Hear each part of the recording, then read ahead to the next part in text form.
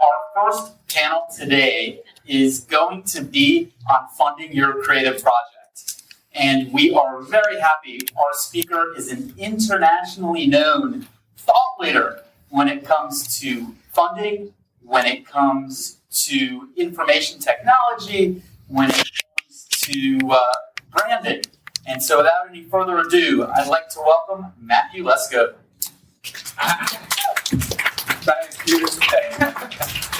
Well, thank Brian for having this. I mean, right in my hometown. I just live down the street here in Kensington. So it's great to be here. And I see this is like school yet. Nobody wants to sit in the front row. I was like that. I was always hiding. I hated school. And I was thrown out of school so many times. I was flunked out of high school for 2 weeks. And my dad remarried. So my stepmom, who was new, we kept it from my father for 35 years. I would pretend I'd go to school every morning. I'd drop my younger brother to school, drop him off, and go hang out at the gas station. All the way. But what was frustrating to me is I wanted to be like you guys. I wanted to be an artist. Man, I just envied artists so much. Because you know what you have to do in life. The rest of us are all going around in circles. What the hell are we going to do? I'll try this, I'll try that, I'll try everything. And that's, oh man, but I didn't have any talent for that. I couldn't write, I couldn't take photographs, I couldn't paint, I couldn't dance, I couldn't sing. All those things that were traditional to artists. That I just thought, man, does Picasso worry about what he did every morning? No, he knew what he had to goddamn do. And that's what I think life is all about. What the hell do you have to do in life before you get out of here? Or before you're asked to leave, or whatever it is. And that's why artists, God, you're the most selfish son of a bitches in the world, aren't you? You already know. How great is that? The rest of us are running around in circles, But I feel we're all artists in something. We all have something very special inside of us to give to everybody else. And I didn't know that, until I failed at everything else I was doing. And that's why I just envy. You guys know what it is. And I think now in our history of mankind is the easiest time to be an artist than ever. Financially, too. And that's the way the world is going. The world is now what they call a gig economy coming. The data show that about a third of us now work freelancing or gig, not a traditional job. So that's why artists, it's a natural for artists in the gig economy. Because anything else, permanent, you got to work 9 to 5 or whatever. It's hard for an artist. Man, you got a project to do, you work, you don't work, or whatever. That's what happened in the gig economy now. There was a wonderful series. Actually, a big feature in the New York Times Magazine about 6 months ago about this. And what we said about artists, the data, I don't know if you remember when we first came with music. We're at Chuck Levin's about music. And when they first started downloading and sharing files on music, Napster. Anybody old enough to remember Napster? Okay. Okay, that was the first time. Okay, and we had people going to Capitol Hill saying, "Oh, you got to get these people are stealing music, and it's illegal, and everybody should go in jail and things like that." And said they're going to get rid of all the artists. And actually, what happened is the only people we got rid of was Sony Music. All the big companies that were selling music. Now there's really more artists in our country now than ever before. And they're able to put together lives to make their art happen because of the gig economy. You don't have to get a 9 to 5 anymore. You can work for Uber in this town and make 40, 50, 60,000 bucks a year. Part-time, when you want. You work for a cab company or you work for delivering pizza for somebody, that sucker wants you 9 to 5, or whatever, 5 to 9 or whatever every day. And if you're not there, with this gig economy, it's easy. You have a phone. Oh, you have somebody's business card. That's okay. Thank you. And you work when you want, for the price you want, whatever. And now they expect, and the data is fuzzy, but At least in 5 to 10 years, at least half the economy will be that way. Big companies aren't hiring anymore because they don't like paying all this, retirement, oh my God, healthcare, oh my God, all this kind of stuff. Nobody wants to do that anymore. And then you can't get rid of anybody. So it really becomes, interesting to large organizations that traditionally hire people to do more on the temporary or the gig economy, as they call it. That's really freelancers when I grew up, the same kind of thing, And that's what's going on. That's why now it allows more of us to, find out what's really inside of us. And I started telling you about what my art. I didn't realize what my art is. My art is getting up on stage and making an ass out of myself. And when I was in school and doing that, I would love to go to the front of the room and get the whole class to laugh and all this kind of stuff. And I was thrown out of school for that. So I thought this was bad. I had to wear a charcoal gray suit and a button-down shirt, and all this kind of stuff. And I had to get an MBA and do it like everybody else told me. And the neatest thing that happened to me is I failed at all that shit. I failed at my first 2 businesses. After I got my MBA, I went to American U and got the government to pay for it. And I had a software company back in the 70s. I had a computer science company. My MBA is in computer science. And I had a software company that failed in 1977 or whenever the heck it was. I was the only person in the world who failed, but thank God!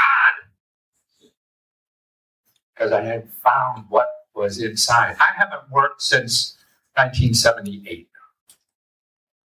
Everything I do, like here, what is this? Whether it's, I'll come here on a camel, you got 3 people, you got 100, you got thousands or whatever. I want to do this stuff more than anything else. And what could be better in life than you to have something you want to do more than anything else? Because I think the object of life is giving. How much are you going to give the rest of us before you die? Right? So if you're doing something in life that you sort of don't like, how much can you give? Right? Because you're thinking about something else. You're playing golf or whatever the hell it is. But you find something you really think you want to do more than anything else. What can be better than that? Now the trick is, how do you find that, finance that? And so now you have something as an artist to give the rest of us. And what can be better than that? And you'll do it till midnight, right? All you artists, you'll see them. Yeah, would you do a customer service job for 20 hours or something? And no, you can't wait till 5 o'clock and get the hell out of there, whatever it is. To me, life is how hard you can work. That person, I want an easy job. Man, that's stupid. That's sort of like, you want to play basketball against a 5-year-old. It's easy, right? You're going to win. Yeah, that doesn't matter. That's not fun. That's not growing. Because we want to grow. How much are you going to grow? That's the important thing. That's what artists, you always know you have more to learn, more to do, more you have to grow. That's why if you're working for I can't wait to get $1 million. Then what the fuck do you do when you get it? Get 2. It goes nowhere, forever. But man, you're trying to give part of you. I was talking to a young woman. Oh, what happened? What happened to the painting? That was a photo. See, I thought it was a painting. It was so vivid. I could see in her work. The other works I looked at, wrong with that. She won't even tell me if it's paper or not over there. That just a share, and that's what we're like. Here, the suits. I used to dress very expensive. Oh, by the way, funky is cheap. I used to wear real expensive clothes. Just about, actually not about 20 years. I used to dress very expensive, real expensive suits, shoes, and all that, because I was a bit of a clothes horse, And when I started wearing this, this is me inside. This is me when I was 12 years old. I was thinking about this. Didn't have the courage till I was in my 50s. That's what you as artists know what you have to do. You have such an edge on everybody else. Everybody else is trying to show off with some crap they got. Well, I got a bigger car. I got a bigger house. I got a bigger wallet. I got a bigger...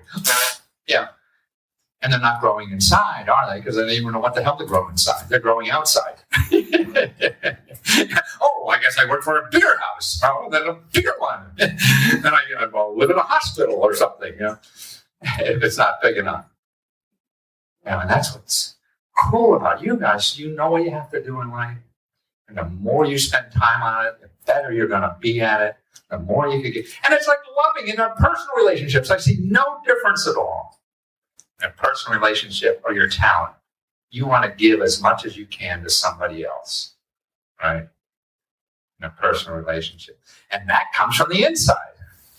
We're all told about what the outside is. Oh, do this. And because we're all insecure and don't know what the hell to really do anyway. I mean, see, to me, why wear the question mark suits is I'm scared as hell and I have no idea what I'm doing. And I want everybody to know that. Because I think everybody else is the same way. A lot of people don't act that way. Because they get more money if they pretend they know. That's how experts make a living. They pretend they know the answer when they really don't, so they can charge a lot more. We're all guessing.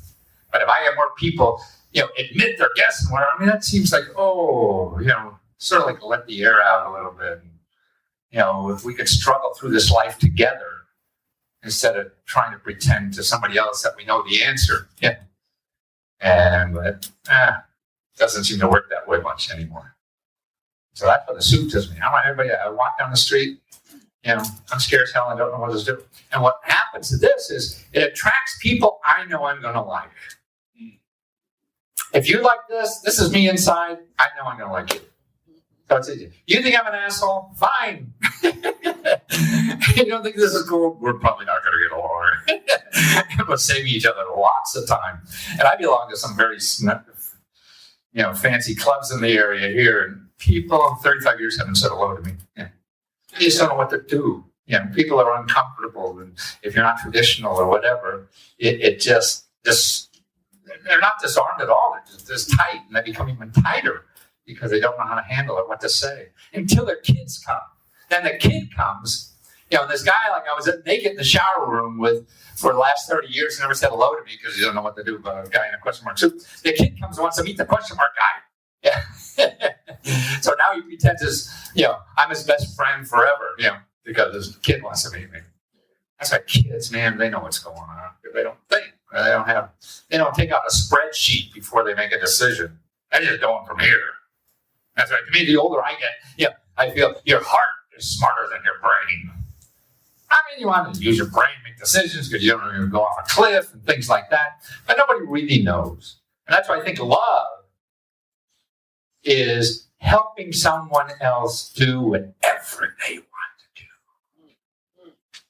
Because they're all guessing. I mean, I grew up in a family where we try to manage everybody. I'll tell you what to do with your life. I know what's good for you. I mean, to me, that's idiotic in ways. It's sort of thinking that you don't think about your life at all, you dumb shit. What do you think I'm doing that for you? You're thinking about it all the time, aren't you? Everyone's talking about it, thinking about our lives all the time.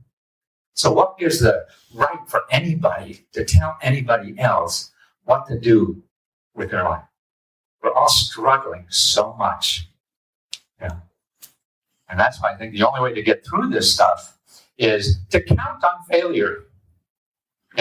If you're not counting on failure, then you'll take all this advice. That's not going to work. And you'll blame the idiot who gave you the advice when it doesn't. And you won't learn from it. But if you just count on failure, man, then you're going to learn from it. That's sort of, you're all artists, you know that. You have an idea to do something. And, you told me you have 5,000 pictures, right? How many are up for a Pulitzer? Right. I mean, I've written 100 books. 10 have made money. 10. That's it. That's something I spent my whole lifetime doing.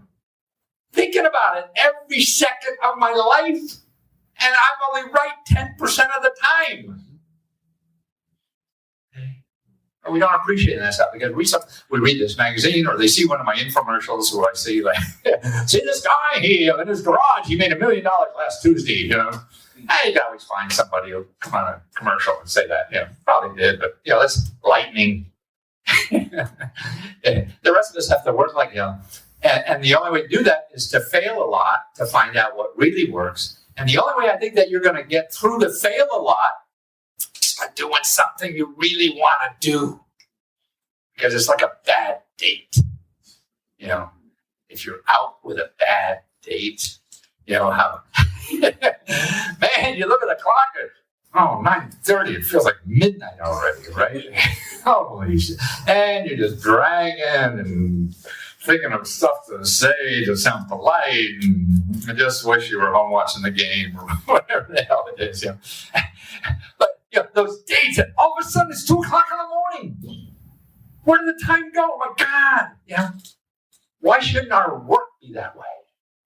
See, why do we seem to want to say, hey, our work should be like a bad date. Can't wait to get home. No, you're giving yourself. So I think that we have a responsibility to find out, hey, why shouldn't our work be like that? See, you want to come home and paint. You want to come and do a photography or whatever. You'll do that all night long, yeah? And giving yourself.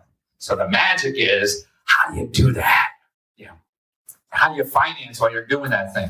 I mean, I had 2 businesses that failed, like say computer business or whatever. And earlier I talked about the gig economy. I really believe in that now because there's so many alternative ways of making money that you could do part-time, full-time, one-time, or whatever. I mean, the sheet I gave you out there.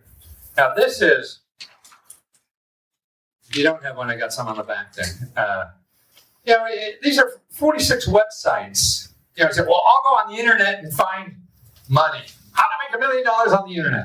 And all that crap you're going to see on the internet is people who are going to make money, who's making $1 million from you, giving them money. These are websites for doing tasks, for doing stuff. You don't cost anything. I mean, if you're trying to make money, there's a rule of thumb. If you don't have any money, then certainly don't give. I mean, if you have lots of money and don't know what to do, then that's one thing. If you don't have any money, you're worried about it, then do things without spending money because you don't know what works. So the key to all of this, how many things can you do before you find out what works for you? Because what worked for somebody else is different than what worked for me and so on. And see, this gig economy, that's where the jobs are. And the jobs are temporary. They're part-time. They're one-time or whatever. Like here, I don't know, how many know Airbnb or Uber? I use Airbnb. It's terrific. This is a set of hotels. You go to a city anywhere in the world, and you stay at somebody's house, in a room or their apartment they're not using or whatever. Like we have a condo downstairs town in Adams Morgan. I came back from staying in an Airbnb in China, and it was terrific. And so I said, hey, let's try an apartment on it. Yeah, people throw money at us. It's incredible. When we're not using it. And they do all the work. See, with these platforms on the internet, if you have a business or want to do something, even as an artist or whatever, the platform takes care of the insurance, they take care of the money, and they just take a small percent. If they take 10%, that's a lot. And that's why all the stuff you're thinking about being independent and working or whatever like that, it all goes away with these platforms. And most importantly, it's marketing. So if I'm on Craigslist trying to tell you I have an apartment in town, I'm doing all marketing, right? No, millions of people are going to Airbnb every day looking for a place. So, why go up and down the street, looking for who needs a photographer when you're on a website that's all people coming all day looking for photographers? That's what you want to be. It's marketing. See, any business is easy. It's getting customers that's hard. The rest is a piece of cake. You don't have to worry about your accountant. You keep if you keep a checkbook, you're an accountant. Money comes in, money goes out. When you have no more money, you're out of business. So it's easy. Everybody will try to make it complicated for you. You don't have to. And that's why these platforms even make it less common. But Airbnb, this is typical. Now, the Airbnb is like 5 or 7 years old now. That's it. They're worth $25 billion. What the hell is a billion? I don't know. But, or $25 billion. Okay, now to put it in perspective, Hyatt hotels. They compete with Hyatt hotels. Should I stay at a Hyatt or at Lesko's condo, in Adams Morgan? Hyatt Hotels is worth $10 billion. So Airbnb in 5 or 7 years is worth 2.5 times Hyatt Hotels is already. And Hyatt's been around 50 years or more, something like that. Okay. How many employees does Hyatt have? 80,000. 80,000. How many employees does Airbnb have? 2,000. 2,000 employees. That's it, versus 80,000. And they're worth 2.5 times more than Hyatt. See, this is where the economy's going. So this is where the money's going. Where the money goes, that's where the economy goes, that's where jobs go and everything. Okay, so they only have 2,000 employees, but 1 million people are making money off of it, like me. And actually, I just read in the paper today, it's 2 million, not 1 million. They have 2 million properties. Hyatt Hotel has like, I don't know, a couple 100,000 rooms, if that, maybe 150,000.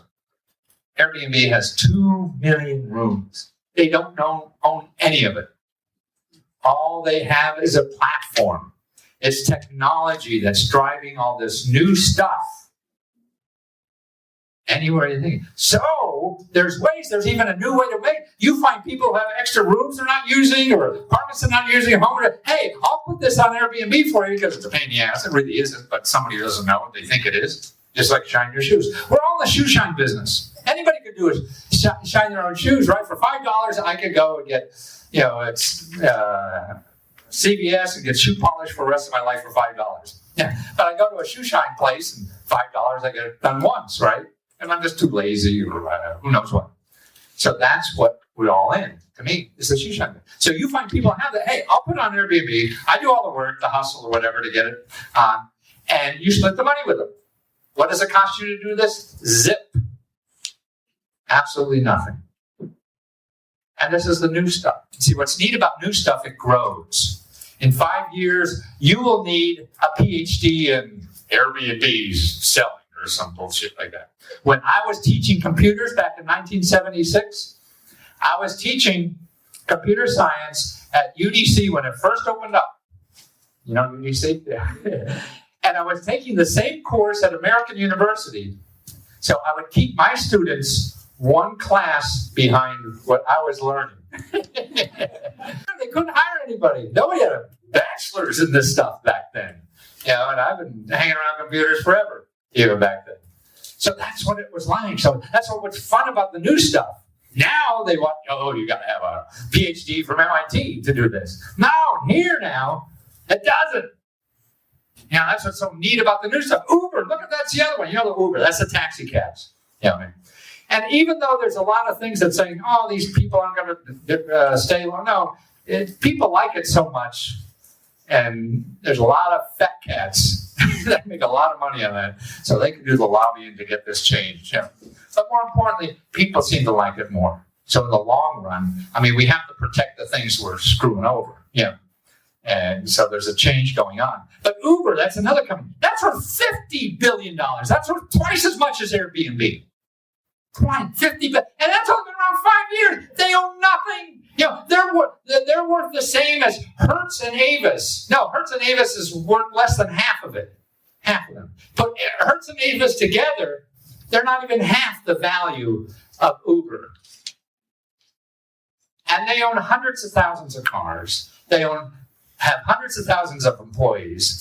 And what does Uber have? 2,000 employees. That's it. But in this town alone, and I've interviewed them, and I've seen them, people working part-time and making 30, 40 grand a year. Oh, photographer, by the way, photographer. Airbnb. The guy came in, first of all, you put your place on Airbnb, they take the photographs.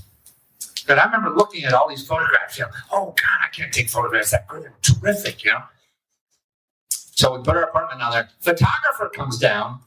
He takes a photograph of home. It looks like the Taj Mahal, Didn't get any cockroaches or anything, And they edit those out. Anyway, but he was getting $75 to come for an hour and do this. And he was doing 10 that day.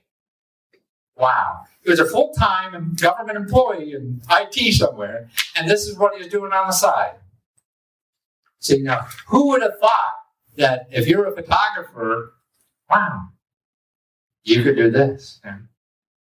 $75 a pop. And I can't use them. I can't take them off there. They're only or Airbnb. Yeah. So for Uber, I've talked to people, again, government employees working full time and doing this on the side and making $30,000, $40,000 a year just part time. Yeah. Full time, they say up to $90,000, and it depends on the city. I don't know. I never heard of taxi cabs. 30, 35 grand is what a full time taxi cab driver. And if you drive for a taxi, they want you like 10, 12 hours a day. Here, you decide anytime whether you want to work or not, because it's all part of this crowd sharing thing. If you're not there, it goes on to the next person. Whoever grabs it. So you click you're on your iPhone, and so the jobs will come around or not. They don't care if you're there. You don't care. You want to have a long, little tryst in the afternoon for 3 hours or something. You don't have to tell your boss where you are. You just don't log in, man. Everybody hates their job, right? I know lawyers where I live, make $1 million a year. Oh, it's just painful for them. They're going to work every day. Why the hell do we live this way? I don't know. It's nuts. So now and part of and I think a lot of our illnesses are that, because attention, if somebody's controlling your life, and that's why we have divorces. Somebody else controlling your instincts know enough that this is not healthy for you inside. And work is that way. If it's not healthy for you, we don't know how to get out of it. We don't know our options. That's what I think life is. We don't know our options. We think, okay, I have this, or I can't find. The old way of knowing is over, and Google is worse. I'm talking about the economy and everything, but Google sucks. If you're looking for help or money to do something or not, no. It is if you have credit card problems or whatever. Yeah. Okay. If you have debt problems or whatever, you go and Google debt problems, you'll get 150 million websites. Okay. What the hell are you going to do with 150 million websites? Yeah. You're not going to live long enough to go through a fifth of that, right? And so what are you going to do? Look at the first 10 pages. Who's on those first 10 pages? Everybody who's spending a whole lot of money trying to figure out how to be on those 10 pages because you're in trouble and you'll throw money at somebody to help you get out of trouble. Now, see the problem. That's fine if you have money. It's a free country and all this kind of stuff. But there's a guy on page 35 that's getting a grant from the government to solve your credit problems for free. He doesn't advertise. He doesn't have money. He's not getting money from you. So you don't know. Yeah. So that's right. All the good stuff that is free or help you for free, this is why I wear the question mark. So we really don't know the questions to ask. The answers are easy. You get 1 million of them every time you use Google, or 1 billion, 500 million, 250 million. It's asking the right questions, and that's the most difficult part, particularly now with Google. Is how do we answer those right questions? And also what it does is give you the most accepted answer. So there's no opportunity if you're getting the same answer everybody else is. Opportunities in life is what other people aren't doing, not what they are doing. Because that's sort of like over on the downhill or whatever. That's over. A guy called me up the other day, a friend I knew who used to do research with me, 20 years ago, and he told me he had stage 4 cancer. I get an interview with this guy because it's really like healthcare. He was going through all the traditional medicines and things like that. He's a great researcher. And he found ways, the bottom line, cure his cancer. His wife counted him dead 4 times. Came back. It's gone. Homeopathic stuff that he and all the doctors, he said the doctors were telling him things like, oh, you know why you have cancer? Because you're not taking chemotherapy. They don't know why you have stuff. It's just, they try, and it's not all bad. You just don't know to use all this stuff. And the answers aren't obvious. That's what's good. So what I put down here for ways to make extra money on the internet, 46 websites. The first one is full-time, part-time, or one-time jobs. one of the biggest ones is called TaskRabbit. You could put your name on there, for doing somebody says, hey, they're looking for somebody to go to Wheaton Plaza and check if Sears has those signs in the window like they should. So instead of hiring somebody or whatever, see, there's services like this that you click on for whatever, that you're available to do these things. A way to extra money. See, that's why they call it the shared economy. Uber is the shared economy. Airbnb is the shared economy. I have an extra apartment I'm not using, so why build a hotel when I'm not using it, people could use that apartment if I'm not using it. Or my car, I'm driving around, I have nothing to do, I can get in the car and give people rides and make money that way, only when I want it and things like that, and very flexible. That's the shared economy. Have you heard about the shared economy? Sort of like crowdfunding. We're sharing ourselves. So now you have time. You have extra time. You log in to TaskRabbit, one of these other kind of places. I have time. I'm going to make a few bucks with my time. I'm sharing my time for money. Instead of going through this whole rigmarole on more traditional jobs. So, and also there is some interesting things, particularly for artists. I mean, Fiverr, big bucks, Mechanical Turk. Actually, Mechanical Turk is a cool little thing. It's not big money, but it's like so many things on the internet require people. They try to have it not require people, but something like, you have to say what color this is. But a computer can't tell you what color something is, so they can't write. So what they do is they hire people, temporarily, whatever. You sit for this hour and choose colors for us. And you log in, log on when you want, whatever. And you make money, And it's all platform run. These are big companies, so they're not going to screw you like some of the guy, you have an ad and, Craigslist or on the newspaper or whatever, the guy from Adam or whatever, you're going to pay, not paid, and all that kind of. See, all that disappears because, these are big organizations. They don't want to screw it. Mechanical Turk, Fiverr. I get more artists there forever. Like now I want an idea for something. See, what that does is they lure you in for $5. So you're an artist.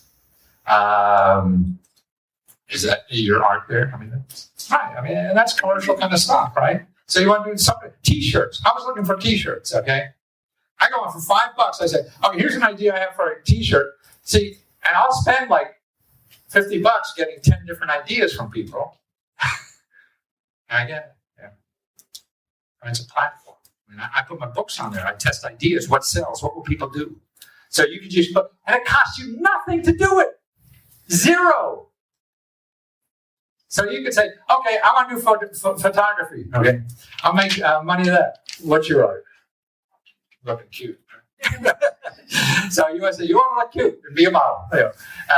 But you put it on Fiverr or something like that and see what responds. See, nobody knows what works. You could get all the experts and friends and everything to tell you what will work, and they still don't know. The best way to find out what works is you do it. And see, now you could do it out there for free. So you like painting, doing photographer for buildings or whatever. Hey, I'll do that. You put a couple up there and see who bites. That doesn't? Okay. Then you say, I do horses. And everybody likes her. Oh, shit, okay. I'll do horses. Nobody knows. I told you I wrote 100 books and only 10 made money. And that's why now I don't have to write them. I just say, I'm going to write a book on this. Buy it. Crowdfunding. How many know crowdfunding? Okay, we're mostly women here. Crowdfunding is cool. Crowdfunding gives more money to artists than the National Endowment of the Arts. Wow. That's amazing to me. So that's bigger than the government. Obama last week went and crowdfunded for the refugee crisis in the world to get a couple $1 million because he couldn't get the Congress to give him the money. So the White House put a crowdfunding site up. Wow. And it costs nothing. You could do it. Anybody could do it. They don't even ask for your credit card. You want to get money for something as an artist or anything? You don't need to do a business plan. You don't have a credit card. You say, hey, this is what I want to do. You explain it well enough. How well you do it may be a function of how you would see it on. But so you fail. What the hell? Okay, I learned. Now I got to do it differently. How else are you going to learn except getting out there and falling on your ass and find it out? I mean, if you want to play football, you can't sit in the chair here and learn how. You get out in the field and somebody hits you from behind and sets you down. That's the lesson you'll never forget. Because that'll hurt for a while. And so that's why the best way to learn is just by doing it. And nobody knows what the hell they're doing anyway. And what will work for you will work for somebody else is going to be different. So the way to really know is to do it and try. And you can now. You couldn't ever be fooled. I mean, it's just phenomenal to me. I mean, I used to think when I grew up, if I wanted a store or something like that, man, in today's dollars, you need $250,000, right? Now you're an artist, okay? What's the paper mache thing? Where's the lady? Yeah. It's not paper mache. She asked me to look at it, but I didn't have time. I was trying to get there. I missed my appointment here. And Etsy, how many know Etsy? ETSY.com. It's a place for artists, man. They're worth $1 billion. They've been around about 5-6 years. That's it. Now, if you want to sell that, you know how much it costs to put a store on there? 12 cents. 12 cents. And you can put those things on Etsy and start selling them. To get a store in the mall, they probably want $1 million in the bank, because they're going to charge you $300,000 or something, just to start. 12 cents. Wow. That's what I mean about what's going on in our life. It's really made, it's a natural for artists. And Amazon just started to compete with them. They have something called Amazon Handmade. Amazon is the biggest goddamn retailer in the world. Walmart is closing stores. This thing is over. I mean, you haven't been this old store nonsense. Yeah. They're delivering overnight. They're going to deliver in hours now. And actually, Uber has one of the things here. Uber has a thing you deliver. Stores want, so they buy locally now. What Uber does, your local store, because now I could buy from Amazon and get the stuff tomorrow. I mean, I'll get it the same day in some places. And when they start doing the drones delivery, it'll just be a few hours. But now what they're doing, Uber for your business. So Chuck Levins now. Okay, I want to do, get a trumpet for my kid. Well, you go online, and the Uber lady comes, gets the trumpet, and delivers it to you, all within hours, as they're driving around like taxis, waiting for stuff to do. Right? So all this new stuff. I mean, the old stuff's not going to go away forever, or maybe it's just going to get smaller and smaller. The other stuff will get growing bigger and bigger. And that's what's fun, to be on something. It's sort of like a wave. You want to be in that wave after it hit the beach and it's coming back? Or do you want to get it as soon as it crests and gets big so you can ride that sucker? And that's when you don't need the credentials. You don't need all this other stuff, that the old economy does. The new stuff. So crowdfunding to me is the hottest thing. I talked to I talked to a woman at Etsy just yesterday. I interviewed her, and she was a wife of a Marine in Okinawa. And in Okinawa, what they had is the walls were all cinder blocks, like 5-foot cinder blocks, because of the hurricanes or whatever the hell it is. And so you can't use wallpaper, and they're lousy. And so she was sort of artsy stuff. And so she was putting like decals on the wall to make it look sexy, or interesting. And then the other wives, that's not do it for me. But she was also a school teacher. And then somebody said, well, I'll pay you. So then she put it on Etsy. Within 1 year, she was making more than she was as a school teacher. Wow. Costs nothing to do. Okay. That's what's so neat. See, everybody puts, I need money to start a business. Nah, you don't have to. Sure, some you do or whatever, but you got to be clever to get around it. Yeah. There's other ways of doing it. And learning these tools is the way. Let me go through this list so you get a feel for the other thing. Website one-of-a-kind jobs. See, the first set are people, all kinds of work you get out of that. And the next job are certain kinds of jobs. Like, man, if you just want to be a parking attendant, valet parking, there's a platform for that. I'll go down, do that, some nights I won't, or whatever. Like, the people who use our Airbnb leave it cleaner than we gave it to them. Because they know us. You get to know these people. Everybody is sort of like vetted ahead of time. They already have the credit card. I mean, I go stay at the Hyatt, I trash the room. I don't give a shit. Mr. Hyatt doesn't care. He just wants my money, too. Yeah. But here it's like staying at your in-laws' house or something like that. When we stayed at Airbnb in Shanghai, man, we cleaned it and everything. And because the people are so great, they helped me. I mean, it was the concierge was just telling us about a restaurant he's getting a percentage from, right?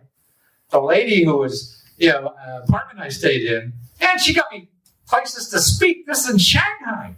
I worked for months ahead of time trying to get interviews with app developers because I was developing apps, and I got a handful of nothing. Told her what I was doing. She got me one speech. From that speech, I got interviews coming on my ears for 10 days. Yeah. So it's just a different experience. That's why I say people say that the computers is making things more remote. No! I think it's bringing people together. And I don't give a shit about Hyatt Hotel or Mr. Hyatt or whatever. This lady, we have dinner often with the people who stay at our place. I mean, they're so interesting. And it's really cool. And it's happening and it's there. And I think it's so much fun. So the next group is, like dog. Okay, dog vacay. You like pets? Oh, no matter what your apartment is or whatever, you take the dog when they go on there. The option is you go to a kennel. I don't know what they charge, $50 a day or something like that. So you charge $25. You walk them 3 times and have a little companion. Whatever the hell it is. And the platform handles insurance, handles the money, handles everything that you would think, oh God, sounds like a pain in the butt to do. That they're doing all that. So all that, driver, there's one for bicycles even, delivery of groceries. Right. People call up and want their groceries delivered. Okay, the next page, if you go on the back, Airbnb and boats. So people rent the boat down here. Just think if you go down and leave a business card, they'll rent your boat for you down at the, marina, wherever it is downtown, or whatever. And you could be the person that could. I run into people doing that. People make a lot of money doing that on the side. Okay, make money with your car. There's Uber. Lyft is another one. Flight car. Now, this is a place where you go to the airport, and instead of parking at a parking lot in the airport, you give it to Flight Car. They're standing there where you get the flight. They take your car, they wash it, they park it, and they rent it out for you. So when you come back, you get a clean car. They pick you up at the terminal, and money that they made from your car. So that's the sharing economy, things that we aren't using, that someone organizes it. How about relay rides? That's people make $300, $400, $500 a month on the car when we're not using it. We only use our car about 10% of the time. The rest is sitting there. The share economy. Why is it just sitting there? So that's why these platforms make it easier, one place to go to find all the stuff. See, if you're only one person looking for another person who needs it when you don't need it, which could be Wednesday afternoon, man, that's knocking on a lot of doors to find that out, right? But if you put it on a site where millions of people are looking every day for that, hey, now it's a different ballgame. Artists, you know what you want to do. But that other part about feeding yourself, and things like that, you think there's some magic or whatever. No, there isn't magic. Just knowing alternatives and trying them. And don't try the ones that cost you money. Because 9 times out of 10 you're going to fail anyway. So you might as well get rid of all the free ones first. Because they're more chance of winning than the ones you're going to spend money on.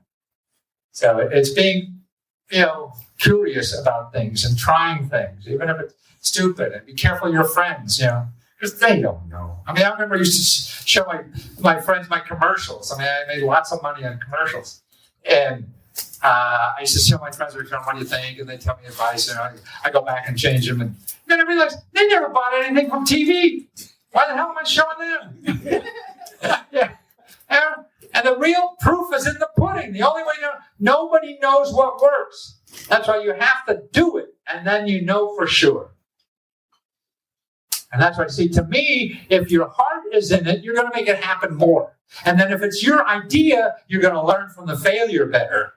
So the next time is better. And taking someone's advice. So, to me, life is going out and falling on your ass, keep going, falling on your ass. But if you're doing something you like, you'd rather be there than in jail in some job, right?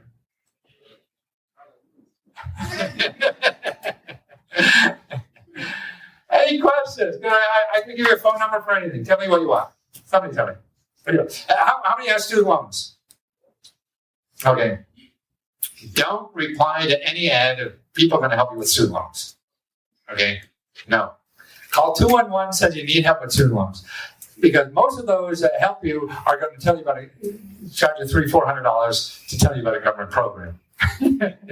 So you might as well find out for yourself. If it doesn't at 211, call your elected official. Everybody knows you have trouble with student loans. Everybody's got student loans. What you have to know is your alternatives. And the government is the best thing because that's who you know the money to. And they could help the most. And so call your elected official if you can't find the help. But don't answer an ad and help student loan. Because we have more student loan debt out there now than credit card debt. So people, the sharks are out there. I get money from these people. We have trouble. They'll solve your problem. They love to. Come on, question. What else? Anyone? Yes? You said STU. ETSY.com. Etsy. Yeah. Is that how you spell it, right? ETSY. ETS. Actually, it's on the list. I think. It is, yeah. Yeah, okay. Yeah. And then Amazon has one now, handmade. Yeah. And see, that's why you want to start a business. Don't go to get some package for $500. Man, no. You're going to have to go get a customer anyway. That's the hard part. Okay, well, thank you so much. Pleasure.